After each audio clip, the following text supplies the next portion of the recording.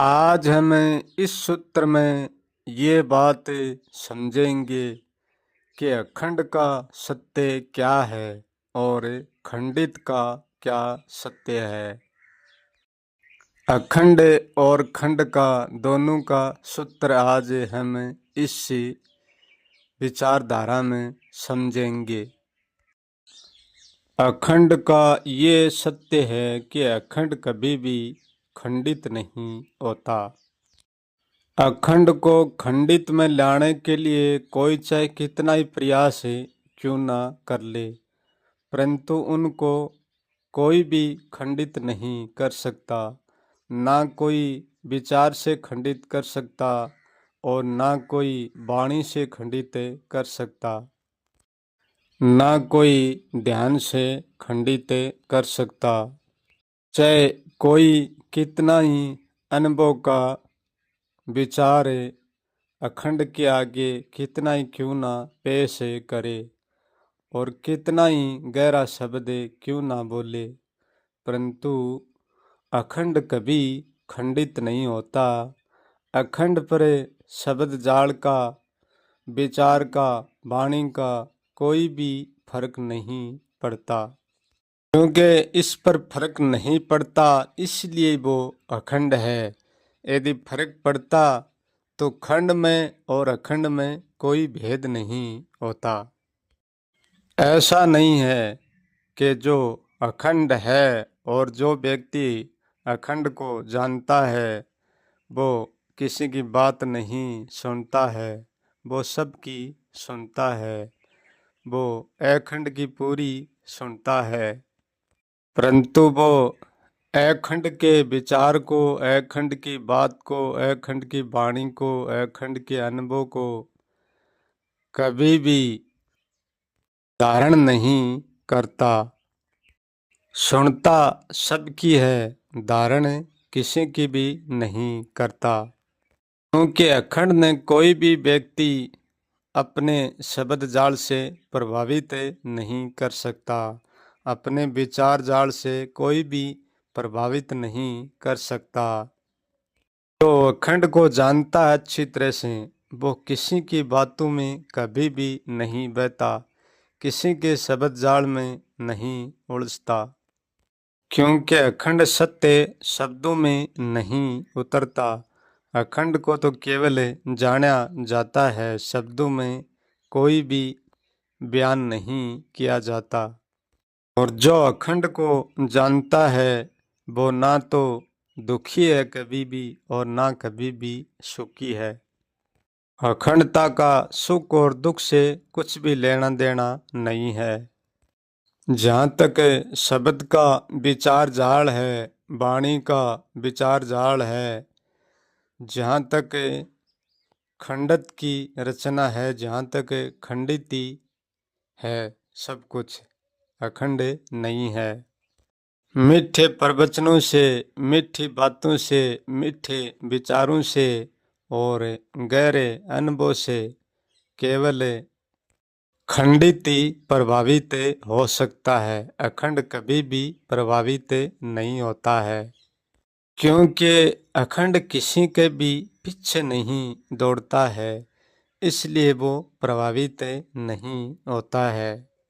और खंडित की जितनी विचार प्रणाली है, कर्म प्रणाली है, शब्द प्रणाली है, वाणी प्रणाली है, वह एक दूसरे के पीछे दौड़ने वाली है, इसलिए वह भ्रमित हो जाती है और भ्रमित होकर मीठे वचनों के, मीठे शब्दों के, मीठे जाल के पीछे दौड़ना शुरू कर देती है, क्योंकि ये शब्द जाल बहुत जटिल है, हर कोई उलझा लेता है। और जो दूसरों के खंडित विचारों के पीछे दौड़ता है वो अखंड तक पहुंचकर भी कभी नहीं पहुंचता, क्योंकि दूसरे के पीछे दौड़ना, खंडित के पीछे दौड़ना एक निर्भय होकर हार मानने जैसा है, क्योंकि दूसरे के पीछे दौड़ने वाला निर्भय हो जाता है और वो अपनी ओर से कुछ भी नहीं करता है, उनके पग चिन्हों पर ही दौड़ता रहता है, परंतु उनकी निर्भयता निर्भयता तो है, परंतु वह अखंड नहीं, हारी हुई निर्भयता है। क्योंकि व्यक्ति स्वयं नहीं मरेगा तो स्वयं को मौत नहीं मिलेगी। दूसरे की मौत से हमारा कोई रिश्ता नहीं है, हमारी मौत नहीं होगी। इसलिए दूसरे के मार्ग का कोई भरोसा नहीं है, कहाँ जाकर रुक जाता है कोई भी पता नहीं होता है। इसलिए हर व्यक्ति स्वयं अपना मार्ग बनाकर स्वयं अखंड तक पहुंचने का प्रयास करना, किसी के मार्ग पर नहीं बैठना चाहिए। लोणा कहता है कि मैं जब तक लोगों के विचारों से प्रभावित रहा, जब तक मैं अखंड को नहीं जान पाया। लोगों की बातों ने मुझे भी भ्रम में उलझा दिया। मैं प्रभावित होकर दूसरों की बातों के पीछे दौड़ने लगा, परंतु दूसरों की बातों पर दौड़ने से मुझे सत्य हाथ नहीं लगा। लोणा कहता है कि अब मुझे कोई भी दुनिया में प्रभावित नहीं कर सकता, कोई का भी विचार प्रभावित नहीं कर सकता, कोई की भी वाणी प्रभावित नहीं कर सकता। मुझे किसी खंडित का पीछा नहीं करना पड़ता। कोई कितना ही सच्चा बोले, कितना ही मीठा, कितना ही झूठा, परंतु मैं किसी के विचारधारा में कभी भी प्रभावित नहीं होता हूँ। परंतु मैं सुनता सबकी हूँ, परंतु मैं प्रभावित कभी नहीं होता हूँ, और किसी की सुनी के ऊपर मैं चलता नहीं हूँ, धारण किसी को भी नहीं करता हूँ। मैं जैसा हूँ वैसा स्वयं पर ही निर्भर हूँ। मैं सबके विचारों का समर्थन करता हूँ, सम्मान भी करता हूँ, परंतु धारण किसी को भी नहीं करता हूँ। क्योंकि मैंने दूसरों की विचारधारा बहुत पहले ही हटा दी चुकी है। अब दूसरों की विचारधारा मुझ पर कोई प्रभाव नहीं डाल सकती। मेरी विचारधारा जैसी भी है, मेरे लिए एक परम आनंद का स्रोत खोलती है। हाँ, मैं ये नहीं कहता हूँ कि मेरी विचारधारा दूसरों के लिए अच्छी हो सकती है, नहीं, बिल्कुल भी नहीं। क्योंकि विचारधारा सबकी खंडित तक की पहुँचती है। विचारधारा किसी की भी एक दूसरे से मिलती नहीं है, इसलिए वह खंडित होती है। मेरा मुख्य उपदेश यही है कि सुनो सबकी और करो अपने अखंड की।